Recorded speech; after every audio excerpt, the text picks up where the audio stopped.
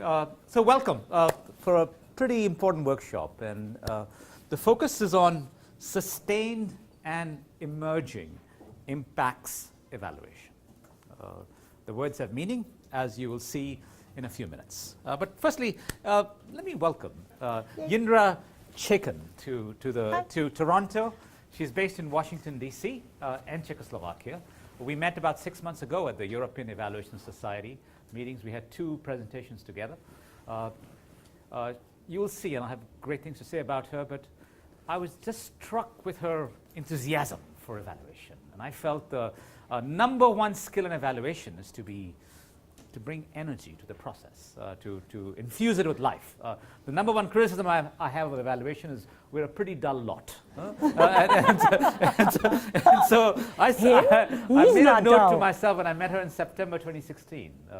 I need her at the evaluation center sometime in the next year. And so sometime in March, when I said, you know what, I think Jindra it's about time that we get Jindra over here. So the topic itself is incredibly important. I think one of the big cons of evaluation, I want to stress the word con, is that we're often in the business of saying this program is impactful and this program is not impactful. But for me, it's a bit of a con, because at the end, what we're really implying by that is that somehow the program can continue to do its magic even after the funder has left town. It's shocking to see how few evaluations actually focus on what happens after the money runs out. Jindra will tell you far more about it itself too.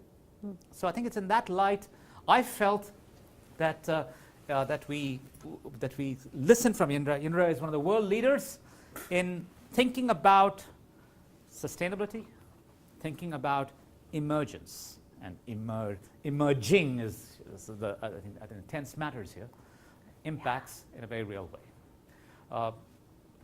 She's been a leader in participatory evaluation, worked in more than 25 countries, worked in Central America, worked in the Balkans, worked in many countries in Africa. She leads an organization called Valuing Voices. Check out valuingvoices.com, a phenomenal blog site.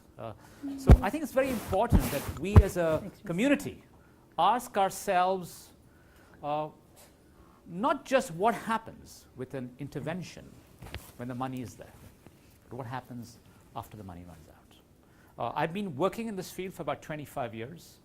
I'm slightly embarrassed to tell you that my first true sustainability evaluation is happening right now. It's a project in the state of Maharashtra in India with domestic violence, engaging with men. And the United Nations Population Fund funded a project from 2010 to 2014. In 2016, they said, we'd like to evaluate what's happened 2 years after the program died. Oh, that's fantastic. That's incredible. It almost never happens. It's the team, April, Rachel, a couple of other people in the team. So when I visited Maharashtra a few months ago, what was remarkable was in some of the villagers did not even know that the project was done. It is fantastic. It is almost remarkable. It almost never happens. Often 3 months before a project dies, death is in the air. So this is quite crazy. How do we think about sustainability, not 3 months or 4 months before the money runs out, but how do we bring it up front? Well, that's the question. The question I want to ask is whether it's the Poverty Reduction Fund. I see, where's Lisa? Lisa is right there. There's Jackie, quite a few folks in the Poverty Reduction Fund. There is Mohan from TNO. How do we think of our interventions, not just as here is X amount of dollars for these services, but an intervention? I want to sort of ask a deeper question about how do we embed in the act of providing those services that intervention as part of routine activity. I think a program that's planned for sustainability is different from a program that's purely planned without the slightest idea of sustainability. Very often we'll evaluate a $10 million intervention, knowing fully well that even if the program was super successful, there's a ghost chance that any of this stuff can actually be sustained or spread. So I think these are fairly fundamental questions you've got to ask. That's one. Two, what has surprised me is the notion of impacts itself. So I'll go back to the domestic violence intervention in Maharashtra, in India. The focus was rather remarkable. The focus was on building dialogue among men on what constitutes a good man. And I thought that's a little crazy. How is that going to lead towards a reduction in domestic violence? But what's been remarkable is, as I didn't actually realize that a majority of Indian fathers in rural India have not held a baby. So the theory of change was by getting men engaged in these broader dialogues, good things will happen. What's been remarkable is in these Indian villages, let's leave domestic violence for a second aside. As these dialogues have grown, in most of these villages, the property, like if you stay together in a house, is meant to be in both the husband and wife's name. In 99% of the cases, just in the husband's name. In these villages, the joint property rates have grown from about 5% to 95%. Okay? Now, in a million years, I would not have expected that a dialogue around what constitutes a good man, and the answer to that is you need to change the diapers, you need to sweep the floor, you need to wash the dishes. The focus is not just on domestic violence, can lead towards impacts in an emerging way. So the question is, what does it actually mean for our practice? Where if the comment I want to make is our intuitions, our theories of the world are pretty incomplete. I think we have to approach it with great modesty, as we work with TNO, for example. It's remarkable to see how the interventions themselves have changed form and shape, as well they should. That's the nature of learning. That's the nature of context. That's the nature of constraints. So that's two. But three, none of our interventions are standalone islands. Where it's not like a Hawaii that you're introducing out here. You're actually talking about something that's deeply interactive with the rest of the ecology. And the other con of evaluation is that somehow we are powered to tell you what's the value added of this intervention separate from the rest of the context. So in fact, as an impact evaluator, I'll take great pride in saying, once we parcel out the rest of the impacts, the contribution or the attribution of this program is so much. That's problematic because your program is not being introduced as a standalone. It's part of a general ecology. So once again, and this ecology is going to grow over time. It's not as though you introduce a program and then you leave. Stuff is going to happen, quite often negative, once you leave, etc. So those are things to sort of mull over. So part of the plan for today is Jindra has the floor for about 40 minutes or so. Then I'm going to ask for two respondents, Lisa Pinto from the Ontario Trillium Foundation and Sarah Earle from the YMCA. This is about 5 minutes each itself. Take a break, and we'll have a few open rounds of questions. But the questions we'd like to get feedback from you, from your work. There are a number of you who are major practice and thought leaders and policy leaders in Ontario. Because I think this is a case in which evaluation is behind the times. I think practice is leading the way. So I think it's time for us to learn from you about what are examples of sustained and emerging impacts from your work. And the second question I want to think about is, so what does this mean for evaluation practice? I've taken and delivered any number of evaluation courses. I have to confess, sustainability is at best a lip service kind of word in most of these classes. Okay? And so the idea, what does sustainability mean for evaluation practice, for evaluation methodology? I think I've yet to see the first serious paper on that issue. Welcome, Jindra. Thank you. So I met Sanjeev, and I was like, he's brilliant. I get to hang out with him? Really? And I get to do it again? I had two presentations. I went to a third one because I just thought he was so smart. I just went to one that he was doing. I was like, oh my gosh, such a great guy. Lucky me, right? Lucky you. You get to keep him, right? I just get to visit. So thank you so much for having me. I am delighted to present this because at the same time, I have to apologize. It's such common sense. It's insultingly common sense what I'm presenting, guys. I mean, this is so obvious. You're going to say, how could we not do this? Like all the time, everywhere. At least I'm hoping. That's what you're going to think. So I want you to close your eyes. Mandatory. Close your eyes. The only thing I'm going to make everyone do. Choop. Close your eyes. Think about a successful project you've been involved in.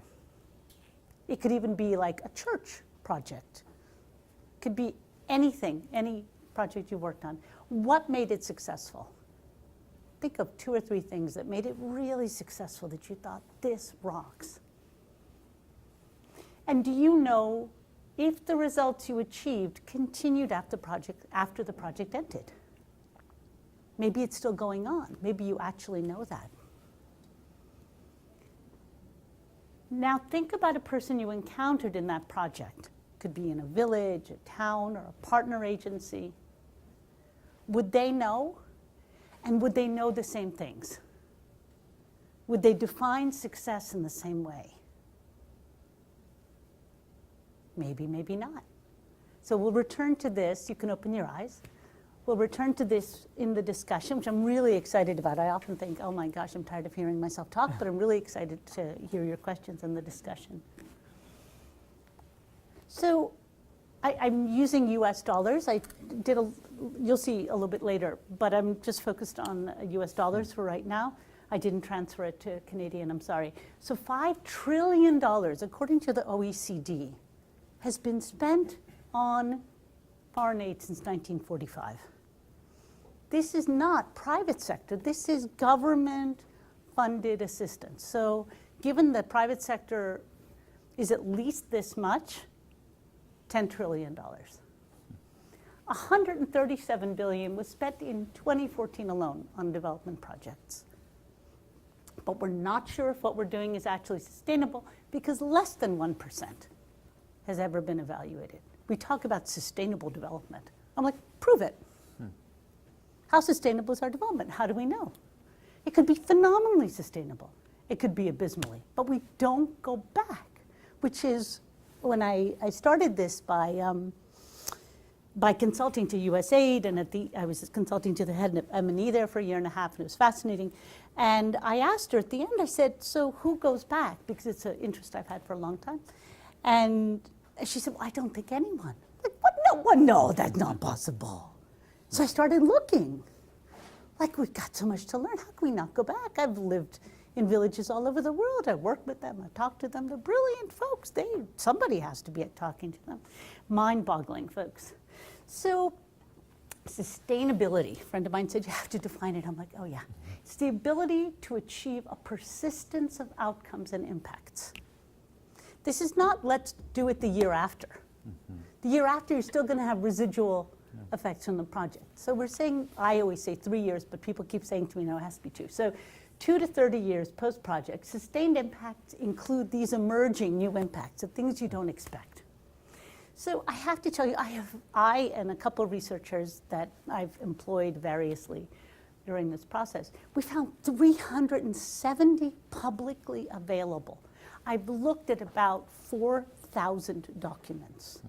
I have searched databases of major donors, of major multilateral banks, and 600 of them are desk studies. They didn't even go out.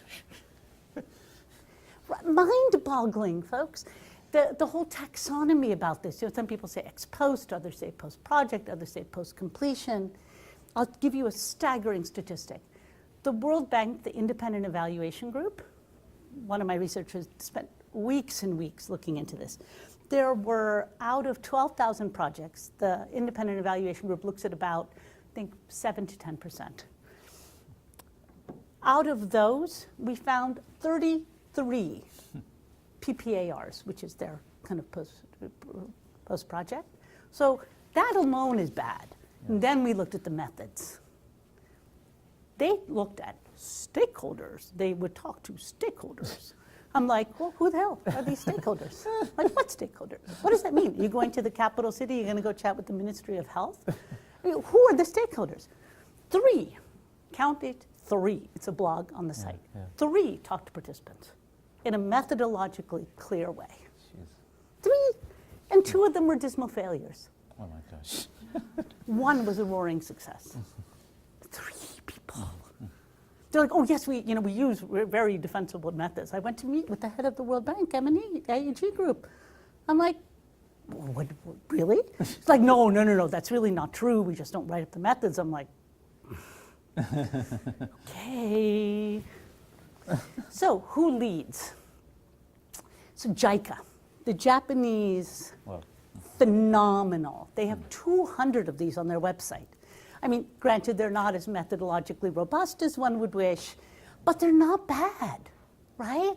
I mean, they are the only ones. And now, granted, one of the most important questions I have is what did they learn from them, right? I haven't found anyone at JICA to tell me what they actually learned, but at least they're doing them, for Pete's sake. They're part of their project cycle. Thank goodness, right? OECD has at least 200 on their site, right? Granted, that's from, and it will take many more Jindras out there to look at every single one, but that our post-project, they're not just final evaluations that call themselves post-projects, they actually went back 2 to more years later. Not all of them talk to participants. I mean, there's just caveat after caveat, but at least they've done them. Although the EU, I've got to tell you, I found 3. All in transport, right? The European Commission. So, I mean, the degree to which this is rare is mind-boggling. So, European Commission, AusAid, African Development Bank, although there are 4. The whole African Development Bank has done 4 publicly available post-projects. 8 European NGOs, 7 US NGOs have done at least 1. Now, nota bene, I've had people come up to me after evaluation conferences and say, oh yes, we've done a few, but we can't tell anyone the results. A huge American international NGO actually said, we're only doing these internally. I'm like, well, hallelujah, as long as you're learning. yeah, wow. Don't tell us how bad it is, but learn from it. Right? One of them said to me, another huge one that actually has done one, I'm like, when are you going to do another? They said, we're looking for a really successful project to do one on. Listen to that. Listen to what this says about our industry.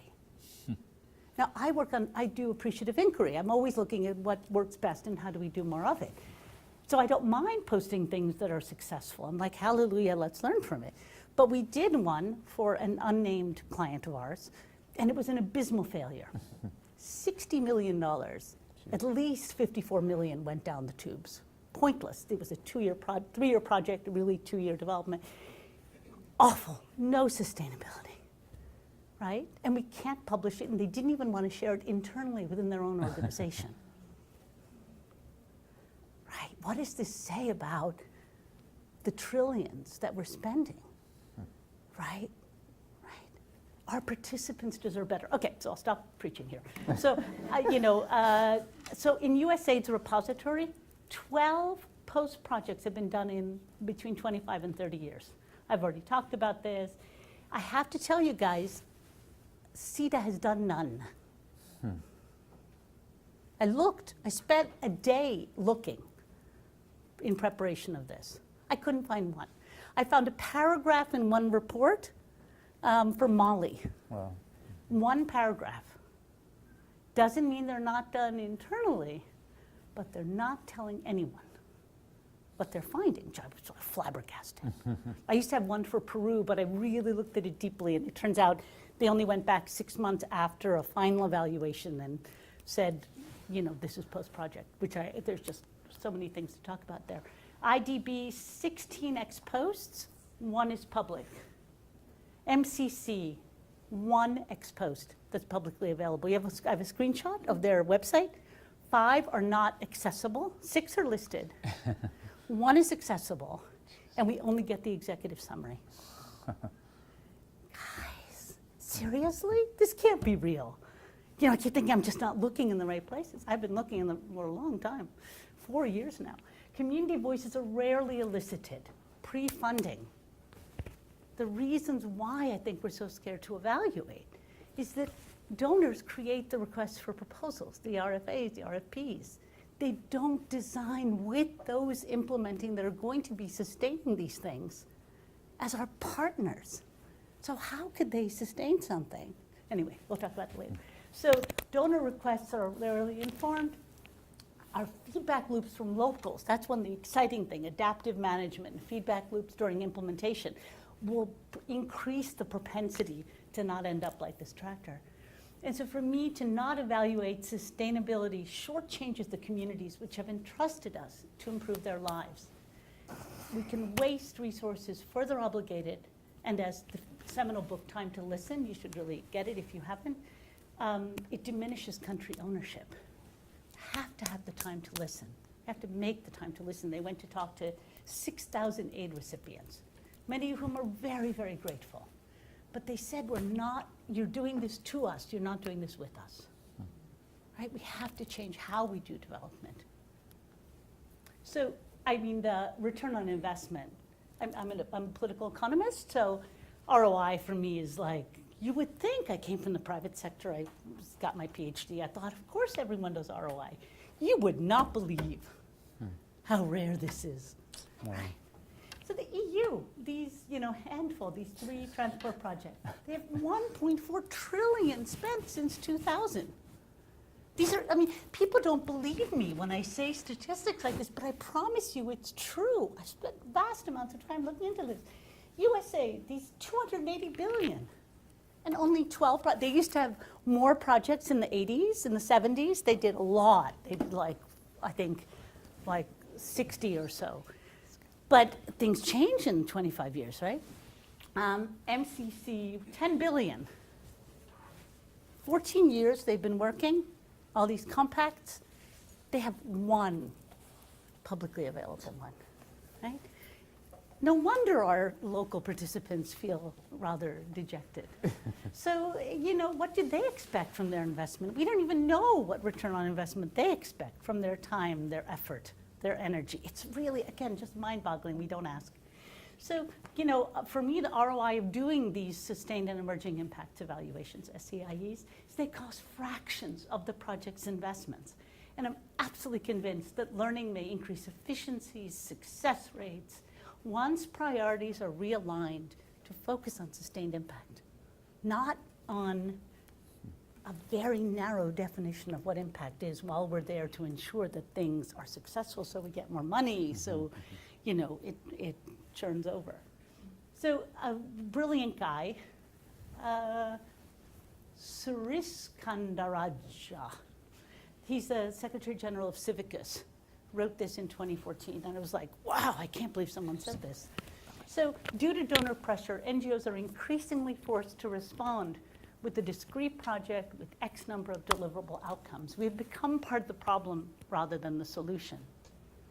Since demonstrating bang for buck has become all important, we divide our work into neat projects, taking on only those endeavors that can produce easily quantifiable outcomes.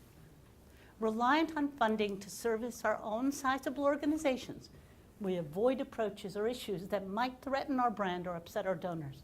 We trade in incremental change. Yeah. Right, we know it's true. Those of us, I've been 30 years I've been working in international development. This is really damning, right? One of my colleagues at Valuing Voices created this brilliant thing, which I just love. So the status quo accountability is that we have participants, we have governments, we have implementers, and the focus is the funder. We feed our donor. Our client is our donor. We report to our donor, we implement for our donor. We are boundaried, all of our work is boundaried by what the donor allows. This is the accountability we should be aiming at. Everything should be focused on the participants. Funders should say, how do we make our participants sustainably better? Government should say, how do we involve participants in the design of the RFP and all the monitoring and evaluation? And nota bene, for me, the participants are also our partners, completely overwhelmed by reporting and stymied by what is allowed under these grants. Implementers, obviously. Participants, investors, and our taxpayers deserve better. Right? Our taxpayers' money is going poof, And it's doing phenomenal good while we're there. I'm not saying that. While we're there, while we control the conditions, it does remarkable good. But that's probably not what these girls are hoping for. Right? For this short-term assistance, for the short-term results. They want to continue to be better off. So as a result of this wonderful presentation that Sanjeev and I were involved in, I came to see that this is a project, guys, right? It's an aquarium. We put people in an aquarium while we're implementing a project, right?